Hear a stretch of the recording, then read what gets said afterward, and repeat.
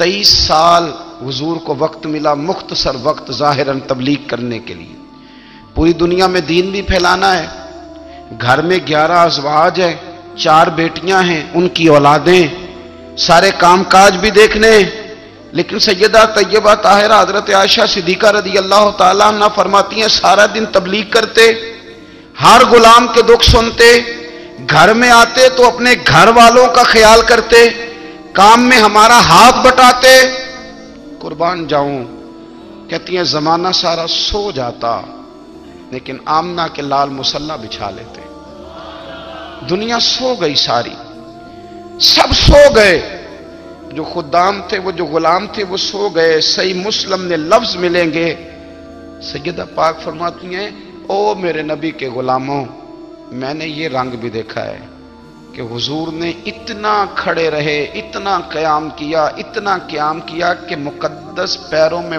ورم آ گئے، سوج گئے پیر۔ ہم سیر کرنے گئے تو تھک گئے، بات الگ ہے، لیکن عبادت میں یہ بھی تو مسلم شریف ہے نا، یہ بھی تو دین ہے نا، یہ بھی تو حضور کی سنت ہے، یہ بھی تو وہ چیز ہے جو کریم کی آنکھوں کی ٹھنڈک ہے۔ سیدہ فرماتی ہیں پیروں میں ورم آ گئے، اور ساری رات ہی حضور نے نماز پڑھی اور ایک ہی آیت بار بار دہرائی۔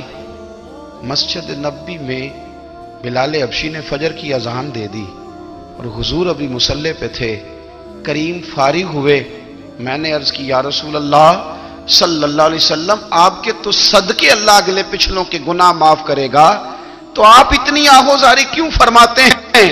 آپ تو شفیع ہیں، آپ تو انبیاء کے امام ہیں۔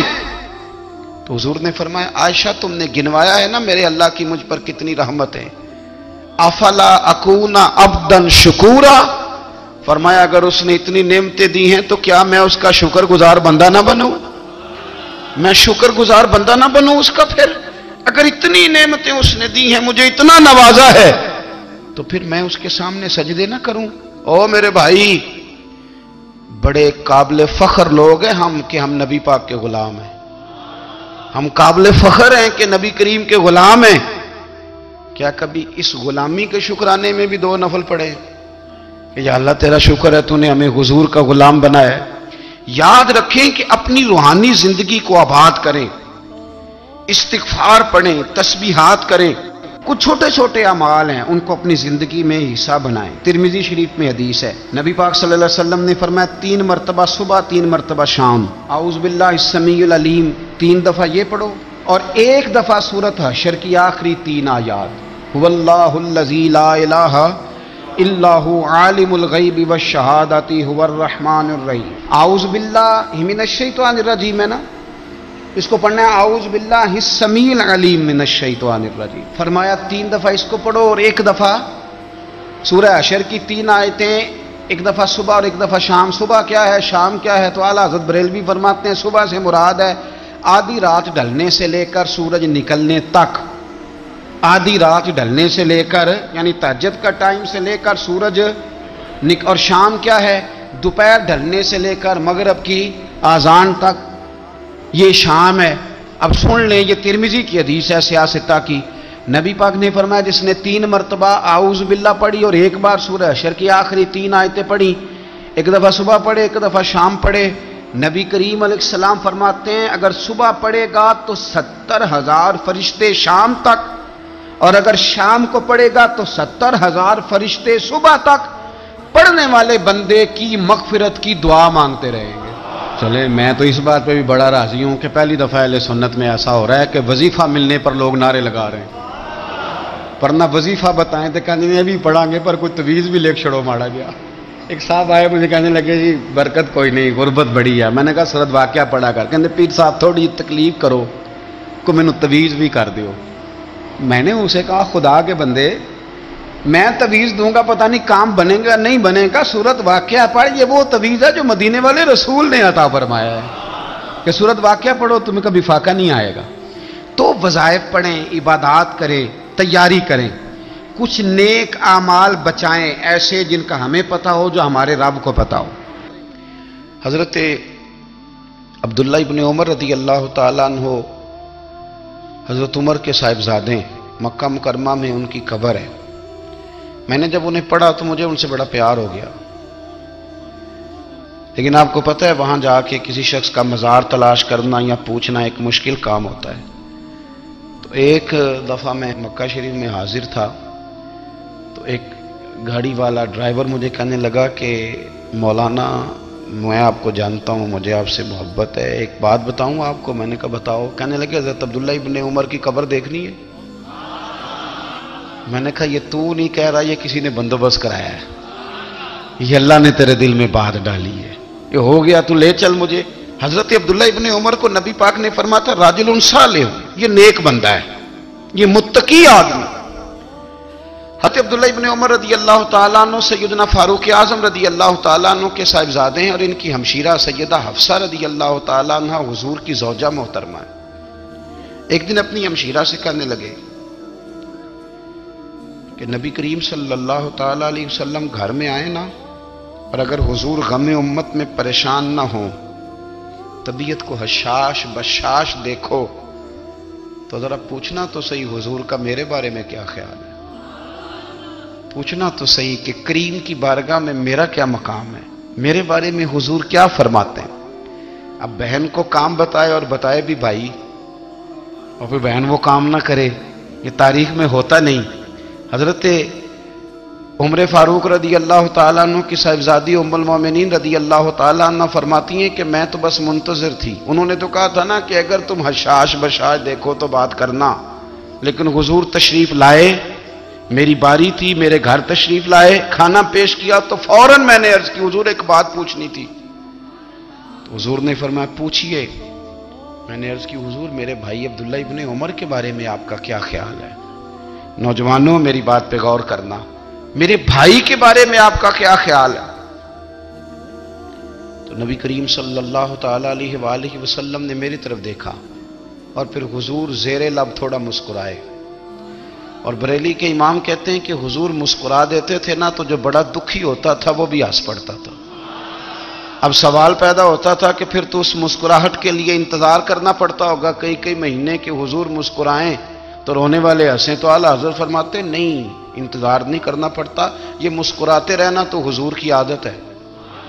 جس کی تسکین سے روتے ہوئے ہنس پڑے، اس تبسم کی عادت پہ لاکھوں سلام، یعنی یہ تو عادت ہے حضور کی مسکراتے رہنا، اس کے لیے انتظار نہیں کرنا پڑتا۔ بھائیو آپ خیال رکھیں گے، غور کریں گے، حضرت عبداللہ ابن عمر رضی اللہ تعالیٰ عنہ کے بارے میں پوچھا تو سیدہ فرماتی ہیں کہ نبی کریم صلی اللہ تعالیٰ علیہ وسلم نہ زیر لب مسکرائے اور فرمایا حفصہ تیرا بھائی ہے تو اچھا، لیکن میں نے سنا ہے کہ عشاء کی نماز پڑھتا ہے تو فجر تک سویا ہی رہتا ہے۔ او نوجوانوں، 10 بجے تک سونے کی بات نہیں ہوئی، 9 بجے تک سونے کی بات نہیں ہوئی، 11 بجے اٹھنے کی بات نہیں۔ حضور فرمانے لگے میں نے سنا ہے کہ عشاء کی نماز پڑھ کے سو جاتا ہے اور فجر تک سویا ہی رہتا ہے، اسے چاہیے کہ تہجد کے وقت اٹھا کرے، اللہ کی بارگاہ میں حاضر ہوا کرے، آہوزاری کرے، سجدے کرے، عبادت کرے، اٹھتا ہے اور فجر میں جا کے اٹھتا ہے۔ حضرت جناب حفصہ رضی اللہ تعالیٰ عنہ کہتی ہے میں نے جناب عبداللہ ابن عمر کو پیغام دیا اور میں نے کہا میرے جوان بھائی سن، نبی پاک نے فرمایا ہے تو اچھا پر تہجد میں نہیں اٹھتا، نفل نہیں پڑھتا۔ او میری ملت کے جوانوں، مزہ نہیں آ جاتا جب ساری دنیا سوئی ہو، ساری دنیا، اور بستر بھی گرم ہو اور نیند بھی پورا غلبہ کر رہی ہو، اور اچانک گھنٹی بجے دماغ میں، آنکھ کھلے، گھڑی پہ نظر پڑے، 3:30 4 بجے کا پیغام گھڑی بتائے، اور کوئی چڑھتی جوانی والا اٹھ کے وضو کرے، اور جب وہ مصلی کھول کے بچھائے تو مدینے والے محبوب کہتے ہیں کہ ہر نماز پہ رب ثواب دیتا ہے، اور جو اٹھ کے تہجد کی نماز پڑھے اسے دیکھ کے تو رب مسکراتا ہے، جو اس کی شان کے لائق ہے، جو اس کی شان کے لائق، وہ مسکراتا ہے، خوش ہوتا ہے کہ میرا بندہ تہجد میں اٹھ گیا، وہ مسکراتا ہے۔ کاش ہماری صبحیں کبھی اپنے مالک کے نام ہو جائیں، کاش کے صبحیں۔ حضرت ابو الحسن رحمۃ اللہ تعالی علیہ حضرت معاذ ابن جبل رضی اللہ تعالیٰ عنہ کے پاس بیٹھا کرتے تھے. فرماتے ہیں ان سے جو پیار بڑھا تو پھر میرا مصلی سے بھی بڑھ گیا. تابعی ہیں. فرماتے ہیں صحابی رسول سے محبت ہوئی تو ذکر سے بھی ہو گئی, پھر درود شریف سے بھی ہو گئی. محبت ان سے بڑھی تو پھر اللہ نے مسجد کا پیار بھی بڑھا دیا. آپ فرماتے ہیں کہ میری ہر وقت طبیعت چاہتی تھی کہ بس اللہ اللہ کروں, بس اللہ اللہ کروں, بس نہ میں ذرا تھوڑی جان چھڑاؤں لوگوں سے, کو 10 منٹ ملے تو میں کو 4 نفل پڑھ لوں, میں تھوڑا سا نہ بچوں لوگوں سے, اور مجھے تسبیح ملے تو میں نہ کو 400-500 دفعہ استغفار پڑھوں, سبحان اللہ, الحمدللہ, اللہ اکبر, لا حول ولا قوت الا باللہ, میں نہ تسبیحات پڑھوں. فرماتے ہیں کہ بچے تھے گھر میں 6-7, غربت تھی, کام ملتا کوئی نہیں تھا, اور میں کام چور نہیں تھا, کام ڈھونڈتا تھا, پر اللہ کی قدرت کے کام نہیں ملتا تھا. فرماتے ہیں کہ میں نے ایک دن اپنی اہلیہ سے کہا کہ آج میں پھر جاتا ہوں کام ڈھونڈنے. تو میری بیوی بڑی فرما بردار تھی, پر اس دن نہ غربت کے ہاتھوں تنگ آ کے کہنے لگی آج نانا کوئی تو چیز لے کے آیا.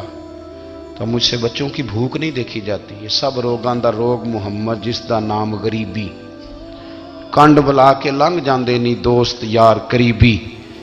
آج نہ کچھ لے کے آیا تو میں بچے لے کے میکے چلی جاؤں گی. شیخ فرماتے ہیں کہ میں بڑا پریشان گھر سے نکلا, پر میں نے صبح سے لے کے زور تک کام ڈھونڈا, کام ملا کوئی نہیں. تو میرے دل میں خیال آیا چلو کام نہیں ملتا تو اللہ اللہ تو کرے نا, چلو بندوں کی مزدوری نہیں ملتی تو رب کریم کی عبادت ہی کرتے ہیں. فرماتے ہیں کہ میں نے نا فرات کے پانی سے وضو کیا, نہر کے, شدید دھوپ تھی, ساتھ ریت تھی اور ریت تپ رہی تھی. میں نے اپنا رومال وہیں مصلی کے طور پر بچھا لیا, اور فرماتے ہیں کہ زور سے لے کر عصر تک نماز پڑھی, دھوپ بھی پورے زور پہ, پر میرے سجدے کا ذوق بھی پورے زور پہ. فرماتے ہیں سورج بھی چمک رہا ہے اور رب کی عبادت کا ذوق بھی پورے زور پہ. میں سجدہ کروں تو پھر میرا اٹھانے کو جی نہ چاہے. میرے استاد لکھا کرتے تھے, یہ ان کا شعر ہے, وہ کہا کرتے تھے مجھے سوز دے, مجھے ساز دے, اور مجھے نیم شب کا نیاز دے, دم سجدہ خود کو میں توڑ دوں, مجھے ایسا ذوق نماز دے. اور میں تیری بہار کا پھول ہوں, میں کھلا بھی ہوں تو تیرے لیے, مجھے میری شاخ سے توڑ لے, مجھے اپنی زلف کا ناز دے. بھائی فرماتے ہیں کہ عصر تک میں نے نفل پڑھے, دل ڈھلنے لگا, عصر کی نماز پڑھی اور میں وہاں سے چلا. اب میں جب نکلنے لگا تو دل میں خیال آیا کہ چھوٹی چھوٹی دیواریں ہیں گھر کی, بغیر کچھ لیے جاؤں گا تو بیوی دور سے دیکھے گی تو شور کرے گی کہ پھر خالی ہاتھ آ گیا ہے. کہتے میں نے اپنے اسی رومال میں جس پہ میں نے نماز پڑھی تھی نا, رومال میں کیا کی دے پنجابی جو صافہ کہتے ہیں, اسی میں نا میں نے کچھ ریت بھر لی کہ وہ دور سے دیکھے گی تو سمجھے گی کچھ لے کے آیا ہے, چلو جا کے اسے بتا دوں گا کہ آج پھر مزدوری نہیں ملی.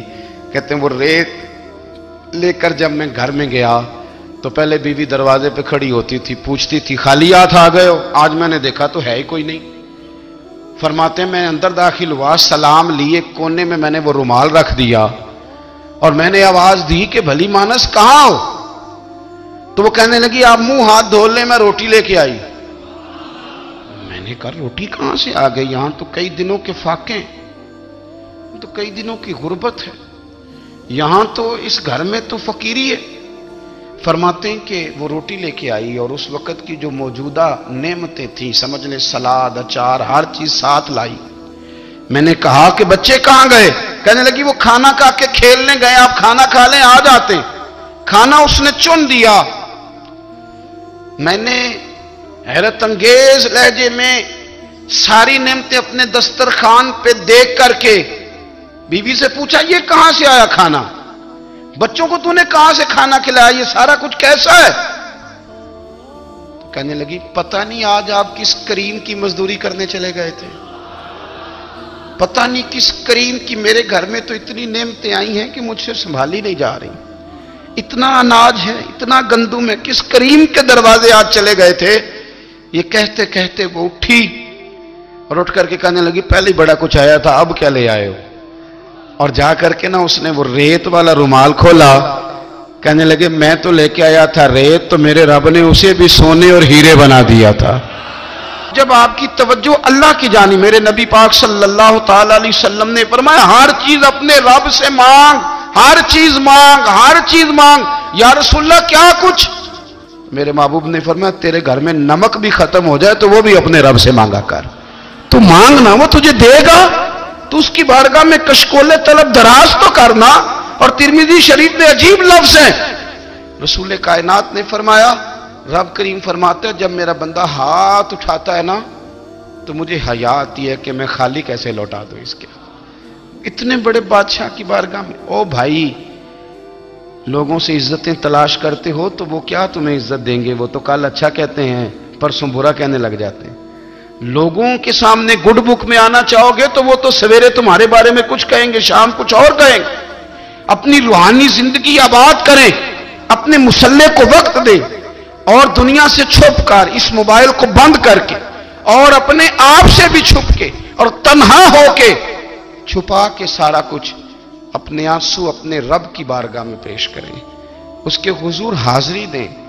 سنو نا ترمذی کی حدیث، اور اسے یاد رکھنا، نبی پاک علیہ السلام نے فرمایا اپنے دکھ لوگوں کے سامنے نہ بیان کرنا، سیٹھوں نوابوں کو نہ بتاتے پھرنا، دنیا داروں کے سامنے جا کے نہ رونا کہ میں تکلیف میں ہوں۔ فرمایا اگر دنیا داروں کو دکھ بتاؤ گے رب تمہیں کبھی غنی نہیں کرے گا، اور لوگ ہیں کہ الٹا مذاق اڑائیں گے۔ آپ کی جس سے بڑی پکی یاری ہے نا، پکی، وہ تب تک پکی ہے جب تک آپ نے 50,000 مانگا نہیں، اور جس وقت آپ نے کہہ دیا کہ میں مجبور ہوں میری مدد کر تو پھر ختم ہو گئی دوستی۔ لوگوں کی تعلقات آپ کے ساتھ تب تک ہیں جب تک آپ ان سے کوئی ضرورت وابستہ نہیں کرتے۔ کریم محبوب فرمانے لگے بندوں کے سامنے دکھ نہ بیان کرنا، اللہ تجھے کبھی غنی نہیں کرے گا۔ تو اپنے دکھ اپنے رب کو بتا، تو دعائیں مانگ، تو اس کی بارگاہ میں حاضر ہو، تو اس کے حضور عرض کر۔ فرمایا اپنے دکھ اپنے رب کو بتا، وہ جلدی کرے یا دیر سے کرے تجھے ساری دنیا سے بے نیاز کر دے گا، تجھے کسی کا محتاج نہیں رہنے دے گا۔ اپنے مسلح کو، اپنی دعاؤں، ایک بزرگ فرماتے ہیں میں نے دعا مانگنے کا طریقہ اپنی بیوی سے سیکھا۔ دعا مانگنے کا طریقہ اپنی، سیکھنے والے تو اپنے بچوں سے بھی سیکھ لیتے ہیں، سیکھنے والے تو ہر ایک سے سیکھتے ہیں۔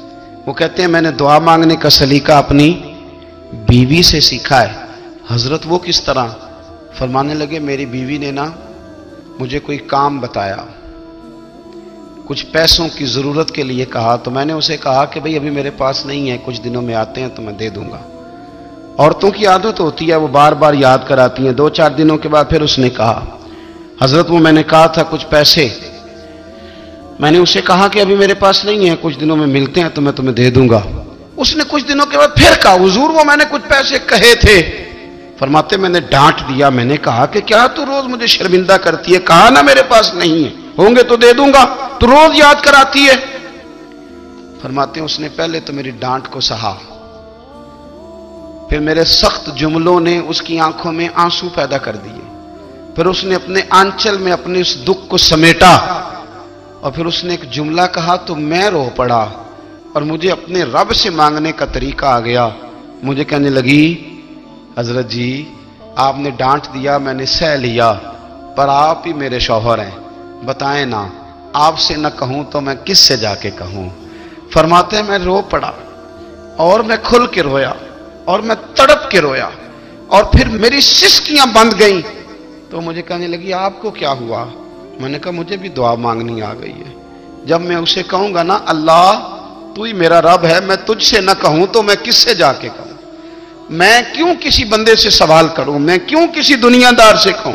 میں تیرے بندوں کا، نیک بندوں کا وسیلہ لے کے، تیرے محبوب کی غلامی لے کے تیری بارگاہ میں آئیں، تجھ سے نہ مانگوں تو کس سے مانگوں؟ سمجھ آ گئی ہے؟ جب میں اس رنگ میں مانگوں گا تو پھر رب میرے اوپر بڑا ہی فضل فرمائے گا، وہ میرے اوپر بڑی رحمت کرے گا، وہ میرے لیے آسانیاں کرے۔ عزیز دوستو ہم اس طرح کرنے لگ گئے ہیں کہ ہم نے نا اپنے تعلقات پر اعتماد کرنا شروع کر دیا ہے۔ میرے تعلقات بہت ہیں، ہم نے اپنی دولت پر اعتماد کرنا شروع کر دیا ہے، میرے پاس دولت بہت ہے۔